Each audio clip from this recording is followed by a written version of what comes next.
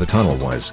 At this point I was more than a bit uncertain about this operation, but what I figure is that if someone had to be doing it so there I was, crawling headfirst into some goo hole designed by the devil incarnate with nothing but flashlight, pistol and dive gear being dragged on rope behind me. It was a sure tight fit and I've never been too fond of those. And at one point it got steep, real steep, and if there was no way to turn around I was doubtful of being able to crawl up again backwards like. It felt quite a bit like I was going down into hell, with the tunnel narrowing and plunging at such a steep angle down, all the slick and mud with drops of it dripping down from the roof. It got so tight right near the end that I had a hard time breathing, from the tunnel walls scraping on both sides of me, chest and back. It was like being swallowed alive, which was, at this point I would have headed back straight up if I could, but it was just down. The only way I could head was down. So that's what I did. I just kept crawling as the tunnel much was beginning to close on me from all sides, but all I could do was pull myself further in, trying to shine my light up ahead in my mouth, hoping and praying to see a room or wider passage soon.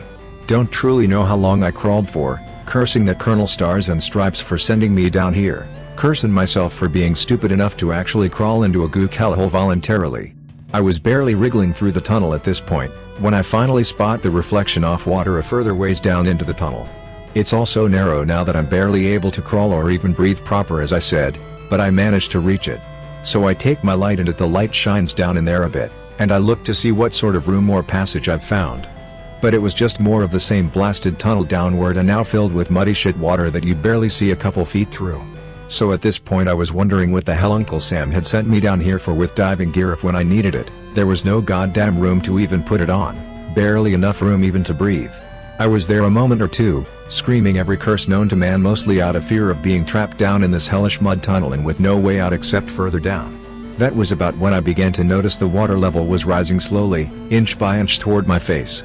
And like I said, my gear, it's behind me, and there's no room to even reach my arms back, let alone put it on.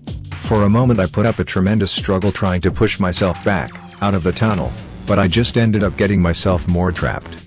Sometime during that, I must have dropped my flashlight because I can remember seeing it rolling down through the mud water and all light vanishing. Which left me stuck there in the total pitch dark, lost beyond all hope of returning to the surface. Only sound I could hear beyond my own screams and curses was the water drops coming from the mud roof of this accursed devil tunnel to hell, and the quiet water whisper as it rose up towards me. I think at that point, and God forgive me for it, but I was of the mind that a quick death being preferable to drowning. But I'd gotten the gun, it was in my waistband I think, and I couldn't quite get my hand back to grab it. So I couldn't even end my own misery, though at the point at which I resigned myself to death, it gave me a power of sorts.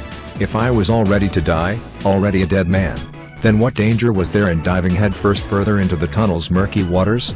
I resolved myself that if I was to die in some watery goop tunnel to hell, with no chance of my body being recovered or seeing again light of day, there was no point in being coward-like about it.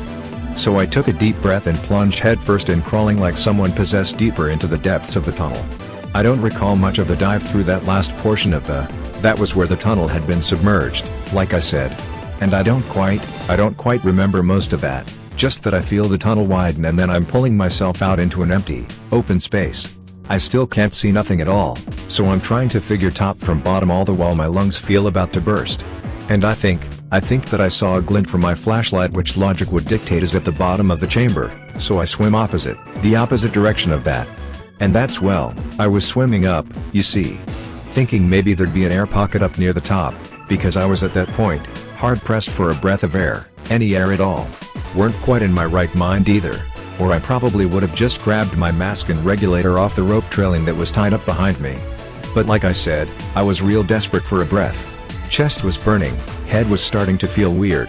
And I was swimming upward near as I could tell when my hand brushed up against something. Couldn't tell what in the blackness, but it was cold and felt like it was some sort of eel or other fish, but I just push it aside and keep going up, and all of a sudden I begin to feel it all around me, pressing up against me. The feeling was, well, it was slimy, slickish like as if it were a fish. But all real cold like and pressing up against me, and I was pushing them aside and trying to get further up before whatever they were could drag me down with them.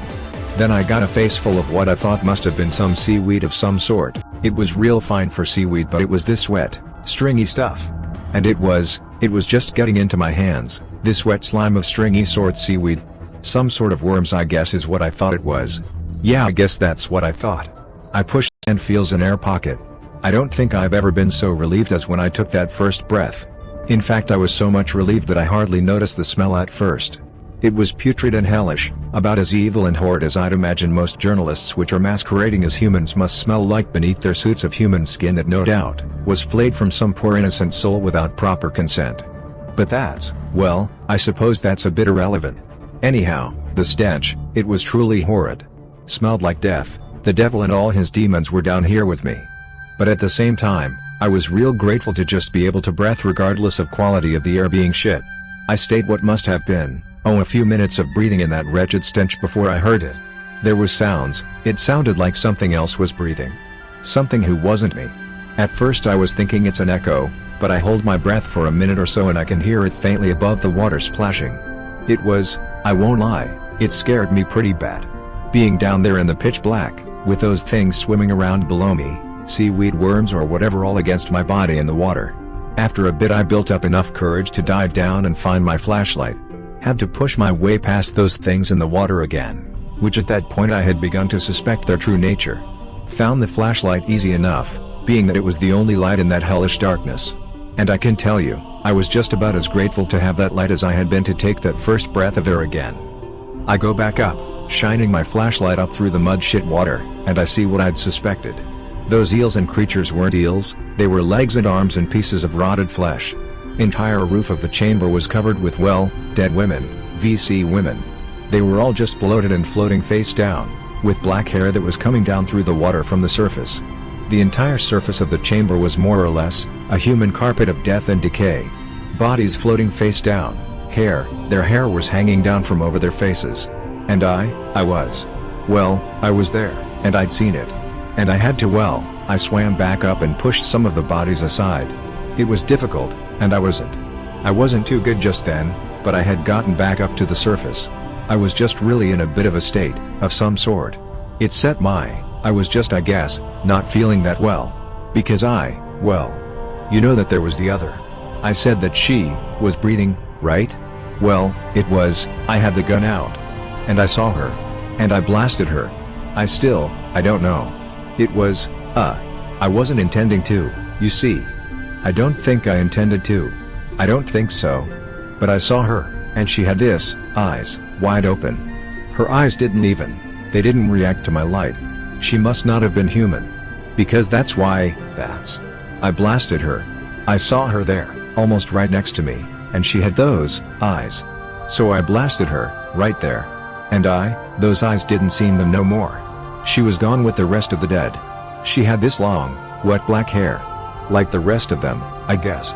And she was shivering. I think I was shivering too. But she was breathing, as well. The rest, they weren't.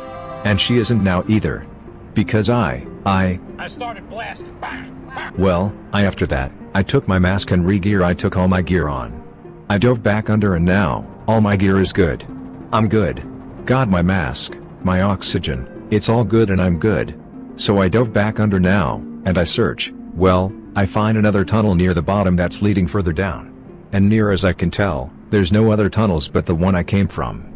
I consider going back through there, but I chicken out on account of it being too narrow for my equipment to fit, and overall the narrow unpleasantness of the whole previous experience. So I take the other passage and I tell myself, gotta go down to get back up. This tunnel, it's a bit wider. And it goes down a ways, a real good ways. It ain't comfy and the water is murky as shit, but it's a sure sight better than the last tunnel. So I'm counting my blessings and swimming, and trying to not feel the tangle of her hair, but I'm still swimming down for a long time. Eventually, I notice the walls aren't mud no more, but made of some sort of stone, like a cave more than a tunnel. And there was all sorts of creatures, fish with no eyes, strange sorts of bugs and the sort. I'd guess those VC tunneled into some cave system. And after, who knows how long, I came out of the tunnel and into a chamber. This chamber, it was big. Real big, never even saw no roof or nothing with my flashlight. It was huge. I was pretty much astonished at the sight and quite amazed. It was a welcome thing to see after the narrow passages and all the dead. It was very calming to see, that is until I started to hear it. It was breathing like before. Just that it was bigger, I think bigger than I think it should have been. Louder, in any case. It was, I was hearing it again, the breathing. I wasn't alone in there, so I tried to be quiet, real quiet, because it wasn't safe, so I follow the current because the water has to go somewhere. I find another passage and I follow it a while, and the current gets quite strong, and it's basically just tumbling me around in this current. And I figure after all that it's goodbye, good night, had a good run, but I'm being thrown around in this current who knows how deep underwater, leading to God knows where in the earth, and I've seen daylight for the last time. Out of nowhere there's this absolutely blinding light and a thundering roar, and for a split second I must have thought I was dead, but then I'm falling and I hit the water and I'm free. I'm out in the daylight again, floating down a river. And that's the end of the story. Murray ended up floating down the river until it went under a bridge, where he climbed out and started walking until a military vehicle came down the road and found him. He had quite a bit of trouble telling me this story for reasons that I think are pretty obvious. I had to coax it out of him. Sorry for the length. I usually try to keep these stories short, but a condensed version just wouldn't have done this one justice. So this happened when I am working on a crew doing natural research. Biologists. I am here to make their insurance happy, because I am diving in these waters for many years. Stay near them if they dive, stop the bad things from happening. They are doing research with the, how do you call them? Humboldt squid. My abuelito teach me when I am very young about the Diablo Rojo, which you call Humboldt squid. He was a fisherman, my abuelito. Abuelito would always tell me to not be near the water at night, or I will fall in and eaten by Diablo Rojo. These Humboldt squid, they are as large as 2 meters, very dangerous. Biologists are working to discover the hunting pattern of the squid. They are using a new sonar to image the squid movements. The data is being inserted to a computer and translates to 3D images. Very nice equipment, very expensive. I think maybe I am here to protect equipment for insurance as much as people. The research was trying to the Diablo Rojo will hunt in a pack of many hundreds, and he swims upward towards the surface in the pack. The sonar was showing us spiraling movements upwards from the deep, searching for prey. Because they are a deep squid, the Humboldt must talk to each other from the glowing skin. They change the pattern and each pattern has a meaning, though the researchers do not know it. They are trying to discover what the patterns mean. So they watch the sonar and then I go down with them to record the squid pattern. There are many different patterns on the squid, some dark edges on the fin of red, some dark red around the eye, some dark red with pale white around the eye. I believe there are maybe 20 variations total in color. There are 2 dives where we examine the squid, and against what my abuelito told me, the Diablo Rojo do not attack us. One does come to feel my arm, but he is not very rough and there is no bite. I think he is tasting me? They have the tongue in their arms. They have 8 arms and 2 tentacle. All squid are like this, 8 arms and 2 tentacle. The difference is that the arms have only suckers on the tip, but the tentacle has suckers on the whole of it.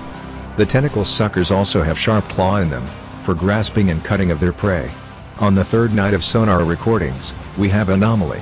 The squid pack on sonar does not spiral, but rises up instead straight in a line. Biologists are getting very curious. They have never been seeing this behavior before. So we are diving down to see them, and discover what patterns they have changed because of this behavior. We reach the pack and see something very strange. There is a new pattern of the squid never seen before. The body is white, but below the eye there is a long red streak that runs down from the eye and all into the bottom of their 2 tentacles. And above the eye on the arrow body of the squid is a shape in red, 2 lines across diagonal in an X and another line connecting them at the top. Every squid is having this marking, and they are all stopped in water that is very shallow for this squid. The biologists are swimming and recording data, take picture. But I am not very happy about this. I am feeling something is wrong, so I tell to them that we are leaving. They refuse to come, so I must stay with them. I am still trying to convince them to